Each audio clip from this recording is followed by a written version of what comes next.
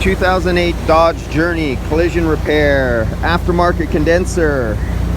It's only 52 degrees outside, and this is a dual AC system, but the aftermarket condenser that was replaced on here has so many fewer fins per inch and cooling tubes that I would swear this condenser is only rated for a single evaporator system only, but yet it was stuck onto a front and rear dual air conditioning system. It is so under condensered at 52 degrees. This thing is shooting up to 216 psi really fast. This is a YF system. This is one of those situations where I feel sorry for the customer. When summertime rolls around, it's winter time now, they go somewhere hot and their van is filled with a whole bunch of people.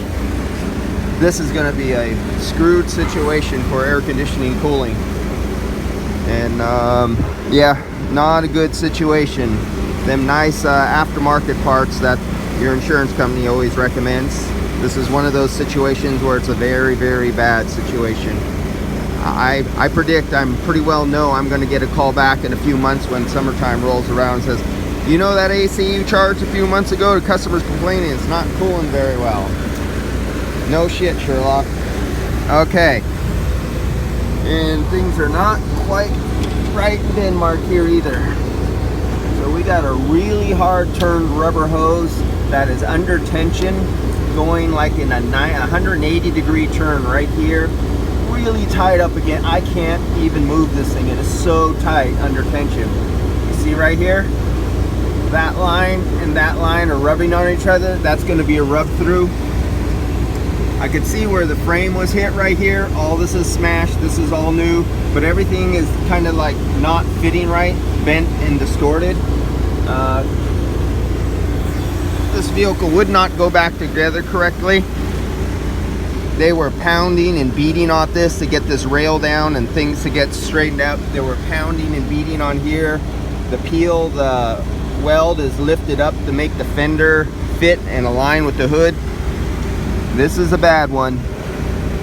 And you can see right down there where the flare on the rubber hose is hitting right on the liquid line right there too. Right there where the tip like would be my fingernail touching right there. And that is one kinked hose.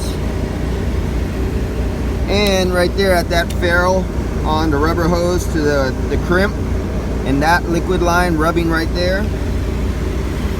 Yeah, I'll let them know about it, but I can guarantee you I'm gonna see this back in summertime because of this CRAPA approved parts. I mean Kappa approved parts. And all right guys, see you next time.